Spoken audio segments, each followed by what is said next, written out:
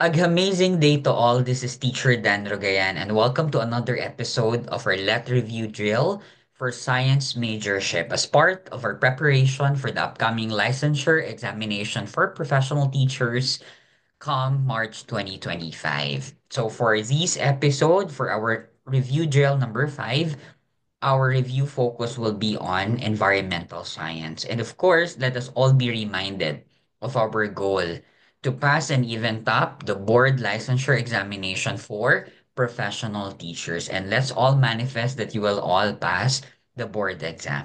Okay? So I hope you have your paper and pen with you. Sabayan po ninyo ako sa pagsasagot ng ating 10 items for this episode. Okay? So I think everybody's ready. So let's start. Of course, before that, no, let's go over the learning outcomes under these topics. So we'll be covering earth science with the sub-area environmental science. And we have here two learning outcomes. First, illustrate the interdependence of living organisms with each other and with their natural environment. And second, deliberate the food chain links which show how the organisms are related in utilizing energy and nutrients. So this is based on the enhanced table of specification issued by the Professional Regulatory Board for Professional Teachers in 2022. All right. So for our first question, which term describes the interconnected system of living organisms and their physical environment? A, ecosystem, B, population, C, habitat, D, niche. Right? So what's the interconnected system of living organisms and their physical environment? So what's the answer here? Of course, that's letter A. So that's ecosystem, no? The interconnection of living organism and their physical environment. Well, is of course the group of organisms. And how do we call again the study of population? That is demography. Well, habitat is where species thrives or lives, no? So it is where organisms thrives or lives. It's their dwelling place while the niche has something to do with the role, no, of the organisms. So for types of ecosystem, remember that ecosystem is a group of different communities, right? So we have here natural and artificial or man-made ecosystem. So under natural ecosystem, it is subdivided into two, the terrestrial ecosystem, land-based, and aquatic ecosystem, water-based. So for under terrestrial ecosystem, we have forest ecosystem, yung mga kagubatan, the grassland ecosystem, and of course, the desert. Okay, the desert ecosystem. And what's the largest desert in the world? That is Antarctica. The largest hot desert, that is Sahara. Okay, for aquatic, we have freshwater, okay, freshwater ecosystem, and of course, the marine ecosystem. Last time we uh discussed that freshwater ecosystem comprises no around 3% of all water on earth, whereas marine or the saline ecosystem is composed of 97%. Okay, so under freshwater ecosystem of the lotic, which includes the river, the stream, or the spring, so this is characterized with running or free water bodies, while lentic, yeah, this includes the lake, no, yung mga lawa, the pond or the swamp, no? So this is characterized naman by standing or stagnant water. So basically these are the different types of ecosystem, no? Just in case no na lumabas ulit ito sa ating majorship exam. Okay, second question, what is the relationship called when the organisms benefit from their interaction? A. Parasitism, B. Mutualism, C. Commensalism, D. Competition. Okay, right? When the organisms benefit from their interaction, what's your answer here? That's correct. This is mutualism. So there is what we call obligatory benefit, no? Among or between the species. All right? So parasitism, of course, this is characterized by the interaction or relationship of the parasite and the host. While commensalism or positive zero relationship wherein the other organism benefits while the other is not benefited nor harmed. Okay, while competition is a negative relationship, which is a opposite of mutualism, which is positive relationship. So in competition we have two types of competition: the interspecific competition and the intraspecific competition. So if there are two different species fighting for a limited resource, that is interspecific competition. But when the same species are fighting with in a limited for a limited resource, then that is an intraspecific competition. Okay?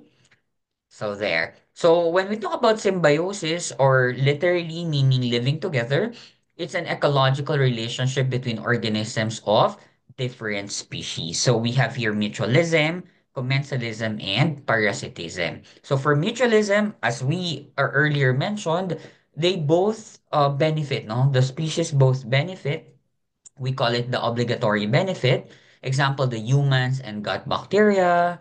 Okay. Ano pa, the flower, for example, and the Sagarocactus, for example, and long-nosed bat, flowers and insects, no? So they have mutualistic relationship. What else? Ano pa yung inilalagay ng PRC? The sea anemone and the clownfish, no? They exhibit mutualistic relationship. Whereas, for commensalism, one benefits, other is unaffected, like the cattle egret, no? And of course, the cattle. Okay, wherein the cattle egret was able to eat something, no?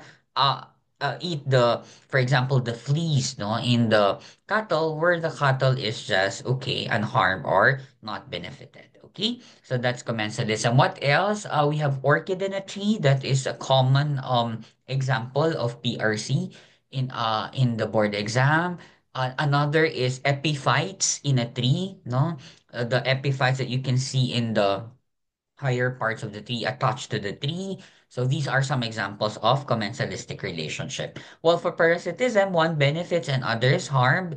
For example, the ticks and the dogs. In this example, the dog serves as the host, while the ticks are the parasites. Of course, the one which is being benefited here are the parasites, while the hosts, no, are being harmed. So this is an example of parasitism. We have two example of parasites, an ectoparasites and an endoparasite. So those parasites which live inside the body of their host are endoparasite, whereas the ectoparasites are the types of parasites which can be found in the external body of the host. Okay?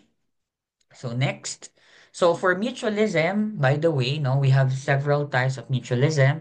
We have here obligate mutualism exhibited by the lichen, wherein they are independent of each other. So they couldn't live without each other. So that's obligate mutualism. Okay, so they need each other for them to be able to survive. So facultative mutualism, like the honeybee and flowering plants, they can live independently, no? So basically, um unlike for obligate mutualism where they have to be compelled, no, to be in such relationship, here honeybee and flowering plants can live independently, not really compelled, no, for that particular relationship. For tropic mutualism, like the arbuscular mycorrhiza, this has something to do with, by the way, yeah, for obligate, one organism cannot survive with the other, as I mentioned. Then they rely on each other when conditions are favorable, but they are not compelled to be in such relationship. Well, for trophic mutualism, there's an energy flow, like this arbuscular mycorrhiza, transfer of energy and nutrients between the two species. So that's what we call the trophic mutualism. While for defensive mutualism, one organism serves as a protector of the other organism. Okay, a shelter for the other organism and a defense against predator being exhibited by the other organism. While dispersive mutualism has something to do with pollination, reproduction, no? The other species serves as agent of pollination. So for example, the insect uh, can be benefited through the nectar, while the flower can be benefited to the transfer of pollen grains so that these particular species will be replicated. So these are the common no, mutualism types no, in the ecosystem. Okay, next. Number three, how do decomposers contribute to an ecosystem? A, by breaking down dead organic material and recycling nutrients. B, by producing energy for plants. C, by competing with herbivores for food. Or letter D, by reducing biodiversity. So what do you think is the answer? The contribution of the decomposers to an ecosystem?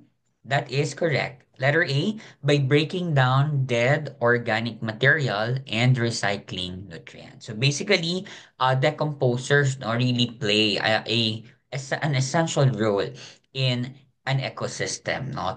Particularly, for example, in a particular food chain. So you can see here an example of a forest food chain where plants, no, serve as the producers or the autotrophs being consumed by the primary consumer, which is considered as herbivore.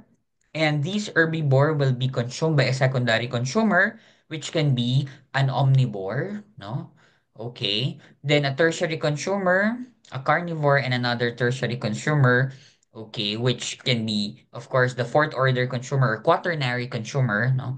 That is another carnivore. So you can see that decomposers are not represented in a food chain because decomposition can happen in between trophic levels. So basically, decomposers uh, really help no, for the nutrient recycling in our ecosystem. Okay? So next, which of the following is an example of a biotic factor in an ecosystem? A, soil pH, B, temperature, C, predator-prey relationship, or letter D, water salinity. So we're looking at the biotic factor here. So when we talk about biotic, these are living organisms. And so letter C is the correct answer. The predator-prey relationship involve, of course, living organisms, no? The predator and the prey. Whereas soil pH, temperature, and water salinity are abiotic factors. So there was a recent question about it in majorship, no, and Gen Ed science, no, about biotic and abiotic factors. You will be asked to identify which among the options are either biotic or abiotic. Okay. So we have different types of predators. So herbivores are animals that prey on green plants, their seeds and fruits. No, plants are usually damaged but not killed. So basically, we call it beavery, no, where animals feed on plants. So that particular process is what we call. I mean, that particular relationship is herbivory, no, predation in plants. Carnivores are animals that eat herbivores or other carnivores. Insect parasitoids lay eggs on or near host insect, which is subsequently killed and eaten, like the forage fly. So if the parasites, no, were able to kill the host, then they can be considered parasitoids. Parasites, plants or animals that live on or in their host and depend on their host for nutrition. So these are other types of predators. While cannibalism is the relationship no where predator and prey are the same species no eating the same species, so that is cannibalism. So those organism which eats their own species no their similar species are cannibals. Okay, next, number five, which term describes the role of an organism plays within its ecosystem? A, niche, B, community, C, biosphere, D, trophic level. Okay, what do you think is the answer? All right, of course, that is the niche. Now, the niche is the role of the organism in an ecosystem, while the habitat is the dwelling place. So, community, we mentioned this, that these are actually groups of population. So, the groups of population is community. We have the PSEB, diba? Okay, CETOS, PSEB. CETOS, cell, tissue, organ, system. Then, of course, you have your organism. And then PSEB, population, community, ecosystem, then biosphere. So basically, biosphere is composed of different ecosystem. And of course, trophic level is um, the different feeding relationship in a food chain.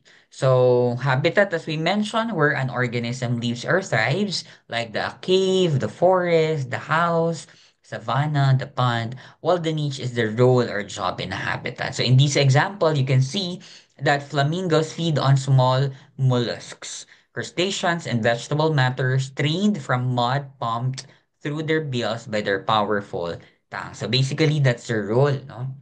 That's their niche in the ecosystem. While the doubling ducks feed by tipping, tailing up to reach aquatic plants, seeds, snails, and insects. No? So how they are able to feed, how they're able to eat, no, is a part of their role. Okay, avocets, okay, feed on insects, small marine invertebrates, and seeds by sweeping their bills, no, from side to side in shallow water. So that's how it exhibits naman, no, how they actually feed.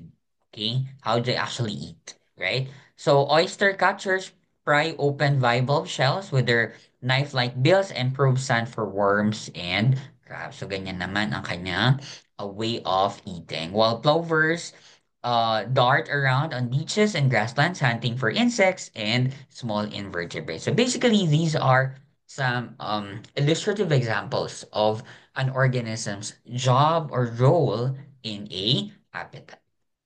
Okay, next question. Question number 6. What happens when one species outcompetes another for resources in the same habitat? A. Symbiosis. B. Competitive exclusion. C. Resource partitioning. D. Mutualism. All right. So when one species outcompetes another for resources in the same habitat, this is actually competitive exclusion. So remember your competitive exclusion principle. Okay. So the competitive exclusion principle was formulated by G.F. Gauss, a Russian ecologist in the 1930s. It is also known as the Gauss's law and states that two species competing for the same limited resource cannot coexist indefinitely. So one species will outcompete and exclude the other. So hindi pwede na dalawang species can occupy the same niche. And so they cannot coexist, no? For when they actually compete for the same limited resource. So Gauss demonstrated this principle through his classic experiments on Paramecium species, where he observed that when two species with identical ecological niches were placed together, one species always outcompeted the other, leading to its decline or extinction. So the principle is foundational in ecology and is important for understanding species coexistence, resource partitioning, and biodiversity. So that is our competitive exclusion principle. Okay?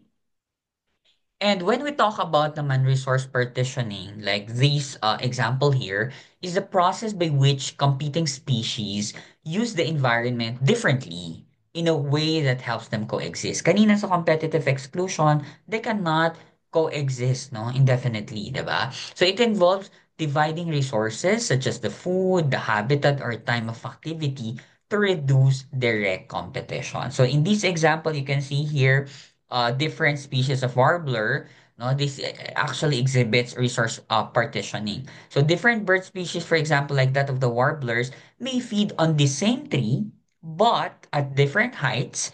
Pwedeng mayroong kanya-kanya silang ano dyan, parte, no?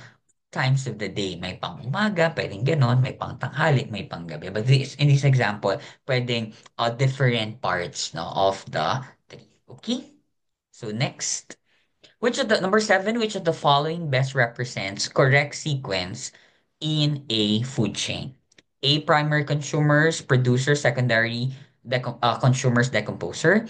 B, producers, primary consumer, secondary consumer, decomposer. C, decomposer, secondary consumer, producer, primary consumer. Or letter D, producer, secondary consumer, primary consumer, or decomposer. Of course, this is an easy one. So for food chain, of course, we start with the producers. Okay, the autotroph. So we have here B or D. Then after producer, syempre, primary consumer. So our answer here is letter B, producer, primary consumer, secondary consumer, and decomposers. Okay? But of course, as we earlier mentioned, decomposers are not being represented really in a food chain, no? Because decomposition can happen in between trophic levels. But of course, in the board exam, PRC would always include decomposer at the end. Okay?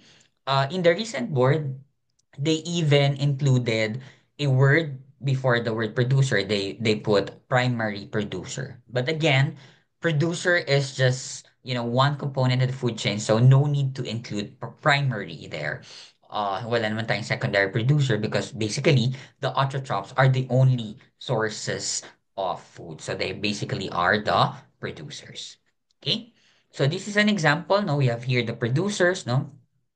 So the grasshopper eats the plants, no? The plant serves as the autotroph or the producers. So grasshoppers here serves as herbivore because it feeds on the plant. And then of course the mouse eats the grasshopper, okay? Then the snake eats the mouse.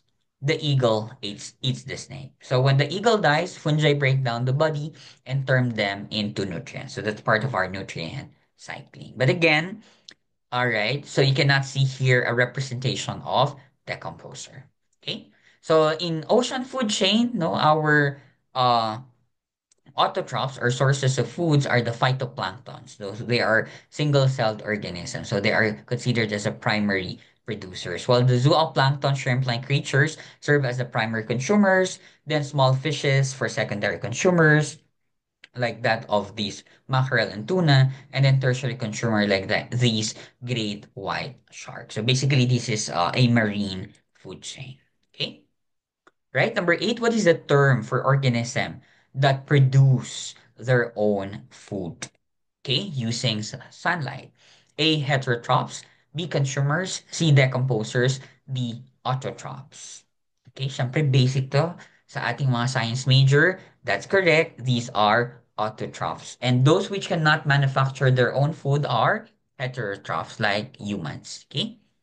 Okay, so while consumers are generally those which feed on the autotrophs. Okay, another name for heterotrophs. Okay, so for autotrophs or the producers, these are organisms that produce their own food, like the plants, algae, some bacteria, and phytoplankton. While for heterotrophs, these are consumers. A heterotroph is an organism that does not make or manufacture their own food, basically primarily animals, the fungi, most protozoa, and most bacteria. Okay? So autotroph versus heterotroph. So number nine, why is energy flow in an ecosystem described as unidirectional? A, energy can flow backward through the food chain. B, energy is recycled by decomposers. C, energy is lost as heat at each trophic level and cannot be reused. D, producers are the only organisms that store energy. Okay? So why is energy flow described as unidirectional? Is because that is letter right, no? What's your answer? Feature tap answers letter C. Energy is lost as heat at each trophic level and cannot be reused. So basically, right? That's why only 10% of energy, no, is being transferred from one organism to the next, as exhibited here. While the 90%, no, these actually is uh lost, no, as energy or as heat. So only about 10% of the levels absorb energy and stored by the next one, and trophic levels are split, no, by a who eats who system. So for example, our primary producers have 10,000 kilocalorie. These are the autotrophs. So the heterotrophs will just receive 1,000 kilocalorie. That's 10%. Then secondary consumer will just receive 100 kilocalorie, and the tertiary consumer will receive 10 kilocalorie. How much will the quaternary consumer receives after feeding on the tertiary consumer? That's 1 kilocalorie. Okay? So the 90% is lost as heat to the environment, and said heat is produced by cellular respiration, which is a necessary function for life. Okay? So ayan, so naulit lang yan, competitive exclusion. All right, number 10, what is the correct term for a complete complex network of interconnected food chains in an ecosystem? A, energy cycle, B, trophic structure, C, food web, D, nutrient cycle. All right, so here you can see interconnected food chain. Of course, that is food web. Interconnected, interconnecting, intertwine, no, interlinking. So these are all for food chain. While for food web, I mean. While for food chain, no, this is linear relationship, no. Uh, this is basically a simple no relationship no in the uh I mean in feeding relationship no in our ecosystem. So that is food web. Okay, so you can see here an interconnecting food chains no. So that's the food web, while the food chain is just a linear. So in this example, we have the food chain in marine ecosystem. Okay. So I think that's the end of our let review drill for this episode. Again, laban lang. Papasa tayo, no? Let's keep doing our part also, no? What I'm just doing is for us to be able to refresh some of our fundamental and salient concepts in our board exam. And I'll try my best to upload more major shift videos no, to help our future science top-notchers, science LPT top-notchers for the board exam. So I'll try to upload more videos until the big day no, for everyone. So yeah, let me know in the comment section no, how many items did you get right did you get correctly. I know almost perfect na yan. It's not perfect. Alright? So I'll see you in the next video. Maraming salamat for tuning in. Don't forget to subscribe to my channel and until our next video.